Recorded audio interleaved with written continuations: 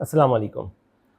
इसी कोर्स के सिलसिले में मेरा आज का दूसरा लेक्चर, जो कि हम पहले बात कर चुके हैं टाइप ऑफ डायबिटीज़ के ऊपर। अब आ जाएं कुछ कॉम्प्लिकेशंस ऑफ डायबिटीज़ के ऊपर। कॉम्प्लिकेशन ऑफ डायबिटीज़ के अंदर हम जब ये प्रेजेंटेशन को कंप्लीट करेंगे तो हम ये समझ पाएंगे कि वो कौन सी हैं जो कि एक्यूट कॉम्प्लिकेशंस हैं, यानी कि फौरी जो सामने आ जाती हैं, और वो कौन सी हैं जो क्रॉनिक कॉम्प्लिकेशंस हैं। फिर सही मानों में इनका बर्डन क्या है, किस तरह ये हमारी सोसाइटी को अफेक्ट कर रही हैं, और कैसे और क्या इंपॉर्टेंस है इनको टाइमली मैनेज करने के लिए। तो मैं अगर बताऊं कि अगर क्रोनिक कॉम्प्लिकेशंस की बात करूं तो इसको मैं बहुत ज़्यादा डिटेल्ड में कई चीज़ों में डिवाइड करूं तो उसमें डायबिटिक नेफ्रोपैथी है, जैसे किडनी डिजीज़। डायबिटिक न्यूरोपैथी है, जिसमें नर्व का डैमेज होना। डायबिटिक रेटिनोपैथी है, जहाँ पे आँख की प्रॉब्लम्स आ जाएँ। कार्डियोवैस्कुलर डिजीज़ खुद एक कॉम्प्लिकेशन है डायबिटीज़ की। Most common cause of death diabetes में वो कार्डियोवैस्कुलर की वजह से ही है। स्ट्रोक, फॉलेज का हो जाना, हाइपरटेंशन, ब्लड प्रेशर का बढ़ जाना, skin and mouth infections, diabetic foot ulcers, जिसकी वजह से ultimately amputations of the limbs, vision loss और ब्लाइंडनेस। ये सारी की सारी जो हैं ये क्रोनिक कॉम्प्लिकेशन ऑफ डायबिटीज़ है, यानी कि वो कॉम्प्लिकेशंस जो कि शुगर लेवल मुस्तकिल बड़े रहने की वजह से लागू हो जाती हैं। इन तमाम कॉम्प्लिकेशन से बचने का आसान हल, शुगर लेवल को कंट्रोल में रखिए। शुगर लेवल को जो आपको मॉलेज ने लेवल्स दिए उस पर रखिए, तो इंशाल्लाह ये कॉम्प्लिकेशंस नहीं होंगे। आते जनाब यारी, किस तरह हम इन कॉम्प्लिकेशन को कंट्रोल करें। तो इन कॉम्प्लिकेशन को कंट्रोल करने के लिए जो उसकी बेस है, अगर आप एक घर की लें, एक घर को समझें, तो एक घर की बुनियाद होती है और वो घर जो है वो पिलर्स पे खड़ा हुआ होता है। तो ये हमारे डायबिटीज़ की कॉम्प्लिकेशन का जो घर है, इसकी बुनियाद कैसे इसको कम किया जाए, वो lifestyle modification and diabetes education के ऊपर है। ये तो इसकी बुनियाद है। और जो पिलर्स हैं जिसके ऊपर हम इसको करेंगे, उसमें glycemic management, sugar control, blood pressure management, lipid managements और ऐसे agents with cardiovascular and kidney benefits, वो दवाएं इस्तेमाल की जाएँ जो कि गुर्दों को और दिल को फ़ायदा पहुँचाएँ। तो ये समझिए, ये इस घर की बुनियाद लाइफस्टाइल मॉडिफिकेशन और डायबिटीज़ एजुकेशन, ये बुनियाद इस पर रखी हुई है। और जो 4 पिलर्स हैं उनमें glycemic management, blood pressure management, lipid management और वो दवाएं जिससे आप कार्डियोवैस्कुलर और गुर्दे का फ़ायदा हासिल कर सकें। तो मल्टी फैक्टोरियल अप्रोच होगी आपकी, तभी जाके आप इन कॉम्प्लिकेशंस को कम कर पाएंगे। ठीक है नहीं? तो आगे चले इसके ऊपर। अब आप देखिए, इसमें जो मैक्रोवैस्कुलर, वो कॉम्प्लिकेशन जो कि बड़ी वेजल्स, खून की बड़ी शरियानों की वजह से होती है, उसमें chronic artery disease, cerebral vascular disease और पेरिफेरल आर्टरी डिजीज़, दिल की बीमारियां हैं, दिमाग की हैं, और वो पेरिफेरल आर्टरियल जो पाँव की तरफ रखी जा रही है उनकी। क्रोनिक कॉम्प्लिकेशन ऑफ डायबिटीज़ के अंदर सबसे आसान बात तो ये कि देखिए, आपने एक बात नोट की होगी कि इन तमाम कॉम्प्लिकेशंस के अंदर जो चीज़ मुतासिर हो रही है वो खून की रगें हैं। अब वही खून की रगें अगर दिमाग की मुतासिर हो जाएं तो स्ट्रोक कर देती हैं, वही खून की रगें अगर दिल की मुतासिर हो जाएं तो हार्ट अटैक कर देती हैं, और वही खून की रगें अगर पाँव की मुतासिर हो जाएं तो पेरिफेरल आर्टीरियल डिजीज़ कर देती हैं। बहुत कॉमन सी बात है, बिल्कुल आसान सी समझने वाली बात। इसका मतलब ये हुआ कि ये जो कॉम्प्लिकेशंस हैं, क्रोनिक कॉम्प्लिकेशंस, असल में खून के अंदर जब शुगर काफ़ी देर तक बढ़ी रहती है, खून का लेवल, खून के अंदर शुगर का लेवल बढ़ा रहता है, तो जो खून की शरियानें हैं जिनमें खून चल रहा होता है, वो शरियानें इस शुगर की वजह से डैमेज हो जाती हैं। अब वो जहाँ जहाँ खून सप्लाई कर रही हैं, वहाँ वहाँ पे उस डैमेज के असरात आना शुरू हो जाते हैं। जैसा मैंने बताया, अगर दिमाग की तरफ है तो स्ट्रोक कर देंगी, दिल है तो हार्ट अटैक कर देंगी, और पाँव है तो पेरिफेरल आर्टरियल डिजीज़ कर देंगी। इसी तरह ये तो बड़ी रगों की बात हो गई, छोटी रगों के अंदर भी सेम मैकेनिज्म। खून की बड़ी रगें होंगी और खून की बारीक रगें होंगी। जो बारीक रगें हैं जो आंख में जा रही हैं, अगर वहां नुकसान होगा तो डायबिटिक रेटिनोपैथी हो जाएगी। वो रगें अगेन जो पाँव में जा रही है तो डायबिटिक न्यूरोपैथी हो जाएगी। और वो रगें जो कि गुर्दे को जा रही हैं वहां नुकसान करेंगी तो डायबिटिक नेफ्रोपैथी हो जाएगी। तो ये बात तो क्लियर समझ में आई कि असल जो नुकसान है वो कहाँ से हो रहा है, वो खून की रगों को डैमेज होने की वजह से हो रहा है। अब अगर ग्लूकोज लेवल बढ़ना शुरू हो गया तो जनाब आली नेफ्रोपैथी हो जाएगी, गुर्दे डैमेज होना शुरू होंगे, GFR कम होना शुरू होगा, अल्टीमेटली एन ऑर्गन डैमेज हो जाएगा। इसी तरह गुर्दे ख़राब हो जाएंगे। इसी तरह जब इम्पेयर्ड ग्लूकोज टॉलरेंस हो जाएगा तो रेटिनोपैथी हो जाएगी, बढ़ता रहेगा, आंखों का नुकसान होगा, आंखों के पर्दे ज़ाया हो जाएंगे। इसी तरह पाँव की रगें मुतासर होंगी तो न्यूरोपैथी होगी और अल्टीमेटली पाँव को जख्म बनना शुरू हो जाएंगे, नुकसान होना शुरू हो जाएगा। हम बात करते हैं सबसे कॉमन तरीन बीमारी, दिल की बीमारी, उसमें है coronary artery disease. Coronary artery disease की जो सबसे बड़ी वजह वो डायबिटीज़ ही है। उसके बाद ओबेसिटी, वज़न का बढ़ जाना, hypertension, dyslipidaemia, smoking, family history है, क्रोनिक किडनी डिजीज़ है और एल्बुमिन यूरिया। ये तमाम की तमाम चीज़ें कोरोनरी आर्टरी डिजीज़ की तरफ लेके जाती हैं। वो लोग जिनको डायबिटीज़ है वो 3 गुना ज़्यादा मुतासिर होते हैं कार्डियोवैस्कुलर डिजीज़ से।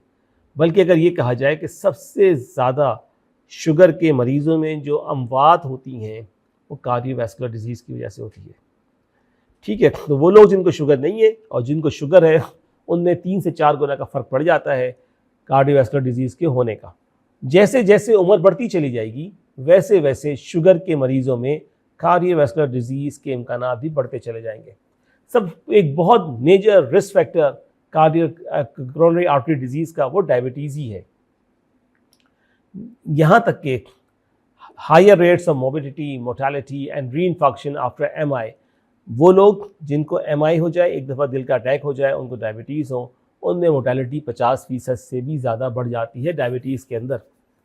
क्या क्या अलामतें हैं कोरोनरी आर्टरी डिजीज़ की, जिसमें unstable angina, myocardial infarction, silent coronary artery disease जिसको हम कहते हैं कि साइलेंट हार्ट अटैक टाइप का, इंडिविजुअल डायबिटीज़, ओल्डर अडल्ट और दोज विद एटिपिकल सिम्टम्स, ये तमाम चीज़ें हो सकती हैं।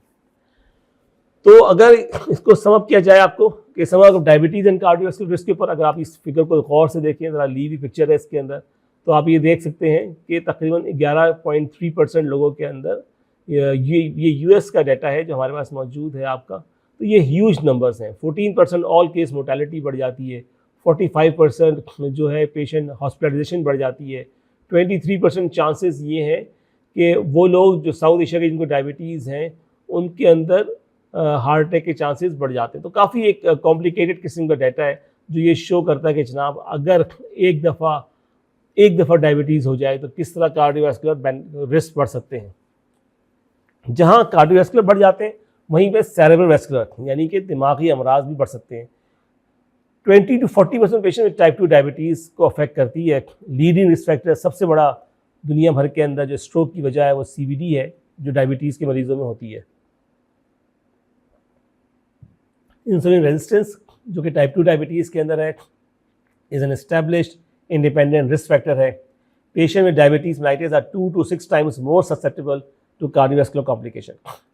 Management of CVD risk factors and lifestyle changes can reduce the risk for stroke. तो अगर हम अच्छी मैनेजमेंट करेंगे CVD की, दिल की बीमारियों की और डायबिटीज़ की, तो हम स्ट्रोक से बच सकते हैं। अगर आपको डायबिटीज़ है, दिल की बीमारी में मैंने बताया था कि 3 गुना चांसेस बढ़ जाते हैं, यहाँ पे स्ट्रोक के चांसेस 2 गुना बढ़ जाते हैं। पेरिफेरल आर्टरियल डिजीज़, वो लोग जिनके पाँव के अंदर खून का जो फ्लो है वो कम हो जाता है। जो लोग डायबिटीज़ का शिकार होते हैं उनमें एथेरोस्क्लेरोसिस यानी कि खून का जमना या खून की आर्टरियों में चिकनाई का जमना कॉमन होता है और ये अल्टीमेटली पेरिफेरल आर्टरियल डिजीज़ की तरफ लेके जाता है। ये कॉमन सी बात है कि जो PAD के पेशेंट्स होते हैं उनमें higher risk of heart attack और स्ट्रोक के चांसेस भी बढ़ जाते हैं। रिस्क ऑफ PAD, पाँव की बीमारियों के रिस्क कई गुना बढ़ जाता है उन लोगों के अंदर जिनका वजन ज़्यादा हो, फिजिकल इनएक्टिविटी हो यानी कि फिजिकल एक्टिविटी कम से कम करना है, स्मोकिंग हो, हाई ब्लड प्रेशर हो, हाई LDL हो, फैमिली हिस्ट्री ऑफ CVD हो, स्ट्रोक और PAD हो, previous history of coronary artery disease और स्ट्रोक हो। पेरिफेरल आर्टरी डिजीज़, सिंपल सी बात ये समझें कि जिस तरह दिल की बीमारी दिल की रगों की वजह से, इस तरह पाँव की बीमारी पाँव की रगों की वजह से, जिस तरह एंजाइना हार्ट अटैक होता है, इसी तरह लेग अटैक होता है। लेग अटैक उसी को कहते हैं कि खून का बहाव कम हो जाए, जैसा कि दिल के अंदर खून का बहाव कम हो जाए तो हार्ट अटैक कहलाता है, इसी तरह पाँव के अंदर खून का बहाव अगर डायबिटीज़ की वजह से कम हो जाए तो वो लेग अटैक कहलाता है। डायबिटिक नेफ्रोपैथिक यानी कि किडनी का मुतासिर हो जाना, ये दुनिया भर के अंदर भी अगर देखा जाए तो तकरीबन हर 10 में से एक पेशेंट डायबिटीज़ का इसका शिकार है, और डेथ रेट 41.5% बढ़ जाती है इसके अंदर अगर डायबिटिक नेफ्रोपैथी हो तो। लार्ज बर्डन, बहुत बड़ा खर्चा, डायलिसिस का खर्चा, गुर्दों के ख़राब होने का एक बहुत बड़ा खर्चा है दुनिया भर के अंदर डायबिटीज़ के पेशेंट के अंदर। क्रोनिक किडनी डिजीज़, गुर्दे की बीमारी बहुत कॉमन है, डिवास्टेटिंग है टाइप 2 डायबिटीज़ के अंदर। इसके लिए अच्छी बात यह है कि अगर शुगर को कंट्रोल किया जाए तो ये वो कॉम्प्लिकेशन है जिससे बहुत आराम से बचा जा सकता है। ब्लड प्रेशर की बात की जाए, approximately 1 in 3 adults with diabetes and 1 in 5 adults with high blood pressure may have chronic kidney disease। तो डायबिटीज़ इनको, जैसा मैंने कहा कि उनमें हर 3 में से एक को दिल की गुर्दे की बीमारी है, और जिनको ब्लड प्रेशर है तो हर 5 में से एक को गुर्दे की बीमारी होती आती है। क्या क्या अलामतें हैं? सबसे पहले परसिस्टेंट एल्बुमिन यूरिया, यानी कि पेशाब में प्रोटीन का बहुत ज़्यादा आना। तो अगर आप कंफर्म कर सकते हैं 2 ओकेजन्स के ऊपर 3 to 6 months अपार्ट। फिर GFR का आहिस्ता आहिस्ता कम हो जाना, और elevated arterial pressure, blood pressure का बढ़ जाना। तकरीबन 20 से 40% डायबिटिक पेशेंट के अंदर नेफ्रोपैथी होती है। डायबिटिक किडनी डिजीज़ तकरीबन 10 साल लग जाते हैं टाइप 1 के अंदर, और टाइप 2 डायबिटीज़ चूँकि पता ही नहीं चल पाता, बहुत ही खामोशी के साथ खून के अंदर शुगर बढ़ती रहती है, तो बहुत सारे लोगों में तो टाइप 2 डायबिटीज़ डायग्नोस ही होती है किडनी डिजीज़ की वजह से। अल्टीमेटली ये एंड स्टेज रियल डिजीज़ की तरफ बात चली जाती है, जहाँ पे डायलिसिस या किडनी ट्रांसप्लांटेशन की ज़रूरत पड़ जाए। CKD, chronic kidney disease, cardiovascular disease का रिस्क फैक्टर को भी बहुत बढ़ा देती है। ज़्यादातर DKD एक क्लिनिकल डायग्नोसिस है, जहाँ पे आप ये देखते हैं कि GFR प्रोग्रेसिवली कम हो रहा है और एल्बुमिन यूरिया बढ़ता चला जाता है। मैंने इसे कहा कि कभी कभी लोगों को जब वो रेटिनोपैथी, आंखों की बीमारी, आंखों को चेक कराते हैं तो पता चलता है कि जनाब रेटिनोपैथी है, तो कहते हैं जनाब गुर्दे फ़ौरन चेक किए जाएँ। जब गुर्दे चेक करते हैं तो गुर्दों से भी एल्बुमिन लॉस हो रहा होता है, यानी कि प्रोटीन का लॉस अच्छा खासा हो रहा होता है गुर्दे के ज़रिए भी, तो पता चलता है कि जनाब नेफ्रोपैथी भी डेवलप हो चुकी है। अब आते हैं तीसरी कॉम्प्लिकेशन के ऊपर, जो है डायबिटिक रेटिनोपैथी। दूसरी कॉम्प्लिकेशन, न्यूरोपैथी बाद में करेंगे। तो इसकी भी सबसे बड़ी वजह शुगर का बड़ा होना, 40 साल से ज़्यादा उम्र ज़्यादा, ड्यूरेशन ऑफ डायबिटीज 5 साल से ऊपर, एल्बुमिन यूरिया, हाइपरटेंशन, ये सारे हाई रिस्क ग्रुप के अंदर हैं। डायबिटिक रेटिनोपैथी अगेन एक बहुत बड़ा ग्रोइंग इशू है, 7.7 मिलियन पीपल के अंदर अभी मौजूद है, 11 मिलियन 2030 तक, और ये प्रोग्रेसिवली बढ़ती चली जाती है। सबसे बड़ा अलमिया ये है कि डायबिटिक रेटिनोपैथी के अंदर ब्लाइंडनेस है, और परमानेंट ब्लाइंडनेस है, क्योंकि इसमें आँख का पर्दा चला जाता है, ख़राब हो जाता है। जब आँख का पर्दा चला जाए तो फिर कोई तदबीर कारगर साबित नहीं हो पाती और आँख की बीनाई वापस नहीं आ पाती। डायबिटिक रेटिनोपैथी की तादाद देखी जाए तो तकरीबन 93 मिलियन पीपल है, 17 मिलियन पीपल जो हैं, और 21 मैक्यूलर एडीमा दुनिया भर के अंदर बहुत बड़ी तादाद है इसका लिहाज देखा जाए तो। और पुअर ग्लाइसेमिक कंट्रोल, डायबिटीज़ के लंबे अरसे तक होना, पुअर ब्लड प्रेशर कंट्रोल, ये तमाम की तमाम चीज़ें साबित हैं डायबिटिक रेटिनोपैथी के साथ। पाकिस्तान के अंदर भी जो स्टडी कंडक्ट की गई 2018 के अंदर, ये 24.2 के तनासब के साथ ये पाकिस्तान में मौजूद है, जो कि बहुत बड़ा लेवल है। तो आप देख सकते हैं नॉर्मल विजन और वो विजन जिनको डायबिटिक रेटिनोपैथी हो, कितना शदीद फ़र्क है। देखने का धुंधलापन है, काले स्पॉट्स आ रहे हैं, ब्लैक स्पॉट्स बीच में आ रहे हैं, तो काफ़ी परेशानी का आलम और काफ़ी मुश्किलात का शिकार वो मरीज़ हो जाता है, जिसको डायबिटिक रेटिनोपैथी हो जाती है। और अगर देखा जाए तो एहतियात के साथ, शुगर कंट्रोल करने के साथ, प्रॉपर डायबिटीज़ मैनेजमेंट के साथ इससे बचा जाया जा सकता है। So protect your vision from diabetes. Track के तौर पे एक वर्ड यूज़ किया गया कि ट्रैक करें। ट्रैक के अंदर क्या करें, आप अपनी मेडिसिन जैसे दी गई है वैसे ली जाएं आप, और एक हेल्दी वेट को मैनेज करें। ऐड क्या करें, फिजिकल एक्टिविटी को ऐड करें। इसी तरह जो है कंट्रोल योर ABCs, यानी कि A1C को कंट्रोल करें, ब्लड प्रेशर को कंट्रोल करें, और कोलेस्ट्रॉल को कंट्रोल करें, और किक द स्मोकिंग हैबिट, और स्मोकिंग को गिव अप करें। पेरिफेरल डायबिटिक न्यूरोपैथी एक बड़ा अलमिया, पाँव के अंदर तकलीफ का हो जाना, सिम्टम पेरिफेरल नर्व डैमेज हो जाए तो शदीद तकलीफ, और यही चीज़ बाद में जाके फुट अल्सर और फिर बाद में टांग कटने का सबब बन जाती है। डायबिटिक न्यूरोपैथी होती क्यों है? 2 तरह की नर्व इन्वॉल्व होती हैं। लार्ज फाइबर्स, अगर आप देखा जाए तो दिमाग से निकलने वाली जो रगें हैं उनमें सबसे दूर जो है वो पाँव है, तो पाँव के इसमें काफ़ी प्रॉब्लम्स आना शुरू आती है। लॉस ऑफ पोजीशन सेंसेशन चली जाती है, और जनाब आली लॉस ऑफ रिफ्लेक्सेस है, इम्पेयर्ड नर्व कंडक्शन वेलोसिटी है। इसी तरह स्मॉल फाइबर्स में जो सी फाइबर्स हैं तो इसमें electric shock, burning, autonomic dysfunction, thermal perception, गर्म ठंडे का महसूस होना, पाँव पूरा जल जाता है, पता नहीं चल पाता। तो ये large fibre, small fibre. Large fibre के अंदर पोजीशन सेंस नहीं हो पा रहा और रिफ्लेक्सेस नहीं हो पा रहे और नमनेस आ रही है, वीकनेस आ रही है, वेस्टिंग आ रही है। और small superficial pain, C fiber type, जो उसमें इलेक्ट्रिक शॉक, बर्निंग है, ऑटोनोमिक डिस्फंक्शन है, थर्मल इम्परसेप्शंस है, नॉर्मल स्ट्रेंथ एंड रिफ्लेक्सेस होती है लेकिन electrophysiologically silent. Cognitive sensory testing and skin biopsy से पता चलता है produces symptoms leads to mobility and mortality. और वहाँ पे जो है वो काफ़ी ख़तरनाक है। लार्ज फाइबर में तो फ्रैक्चर वगैरह भी हो सकते हैं। ये डिफरेंट स्टेजेस हैं लार्ज फाइबर न्यूरोपैथी की, small fiber neuropathy, proximal motor neuropathy, acute mononeuropathies और इंट्रैपमेंट्स, जिसके अंदर अल्नर नर्व की इंट्रैपमेंट हो गई तो ये आपको जो कार्पल टनल की तरह के पेशेंट मिलना शुरू हो जाते हैं। अगर लैटरल पॉप्लिटियल की इंट्रैपमेंट हो गई तो फुट ड्रॉप मिलना शुरू हो जाता है। मीडियन की हो जाती है तो रिस्ट ड्रॉप हो जाता है। तो ये चीज़ें देखने वाली हैं, समझने में मीडियन क्लास है, ठीक है, अल्नर की तरह। तो ये तमाम के तमाम पेशेंट्स हम डेली बेस पे देख रहे होते हैं न्यूरोपैथी के लिहाज से। इसी तरह अगर मोनोन्यूरोपैथी की बात की जाए अगर, तो ट्रंकल रेडिकुलोपैथी, शदीद पेन, प्रॉक्सिमल मोटर न्यूरोपैथी के अंदर सेंसेशन चली जाती हैं। स्मॉल फाइबर न्यूरोपैथी के अंदर जैसे मैंने पहले ही बताया था आपको कि बर्निंग और जैसे आग लगी हुई है पाँव के अंदर, करंट लग रहा है पाँव के अंदर, कोई आरी से काट रहा है। और लार्ज फाइबर के अंदर फिर आपके टेंडन रिफ्लेक्सेस वगैरह डिक्रीज हो जाते हैं। तो ये थोड़ा सा कॉम्प्लिकेटेड टॉपिक है, चलिए इसको मैं सुपरफिशियल चलता हूँ, कभी इंशाल्लाह हुआ इसको डिटेल से पढ़ेंगे। डायग्नोसिस कैसे करेंगे पेरिफेरल आर्टेरियल न्यूरोपैथी के लिहाज से?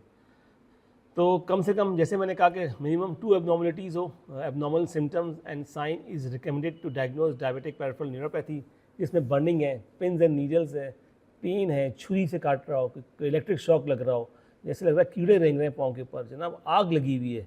तो डिफरेंट टाइप के सिम्टम्स आ रहे होते हैं। फिर आते हैं डायबिटिक ऑटोनोमिक न्यूरोपैथी के ऊपर। यकीनन इसके अंदर रेस्टिंग टेकिकार्डिया है, एक्सरसाइज इंटॉलरेंस है, ऑर्थोस्टैटिक हाइपोटेंशन है, कॉन्स्टिपेशन, गैस्ट्रोपैरेसिस, इरेक्टाइल डिसफंक्शंस आते हैं। ये कॉमन है brittle diabetes and hypoglycemic autonomic failure के अंदर।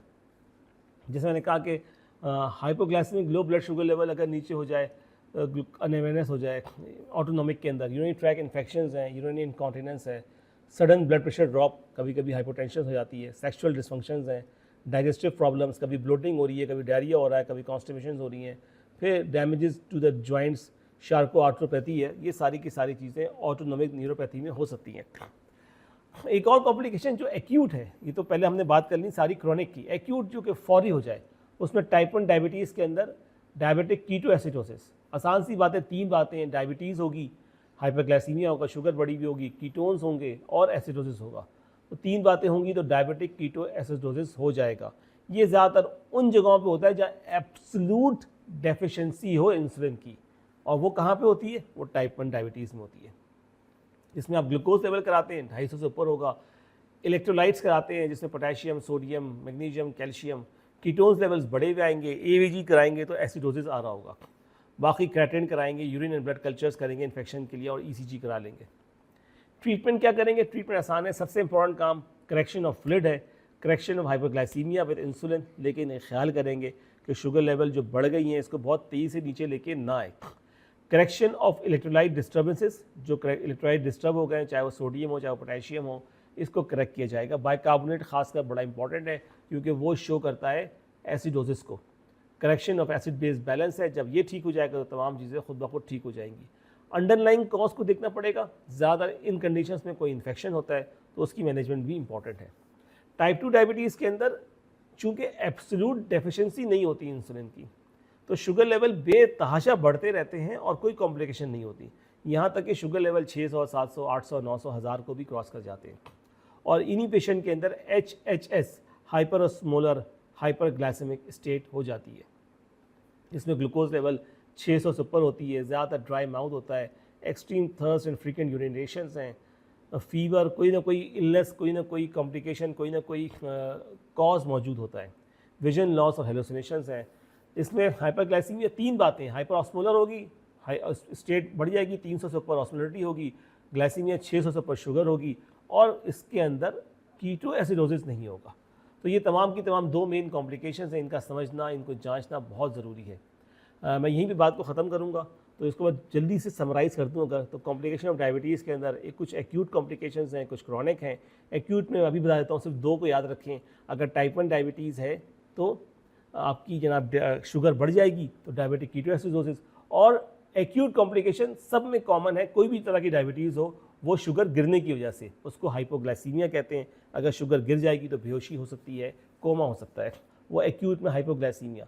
हाइपरग्लाइसीमिया की वजह से 2 कॉम्प्लिकेशंस, एक डीके टाइप 1 के अंदर और एक एचएचएस टाइप 2 के अंदर।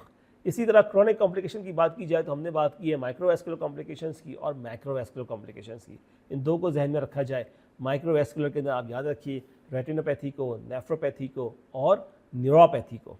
और मैक्रोवैस्कुलर कॉम्प्लिकेशंस के अंदर हमने आपको बताया कि सीएडी को याद रखें, दिल की बीमारी हो सकती है, क्रॉनिक वैस्कुलर डिजीज़ होती है और पेरिफेरल आर्टरियल डिजीज़ हो सकती है। मैं इसको यहाँ पे ख़त्म करूँगा इंशाअल्लाह। कभी बाद में मुलाकात हुई तो इन चीज़ों को और डिटेल डिस्कस करेंगे। बहुत शुक्रिया।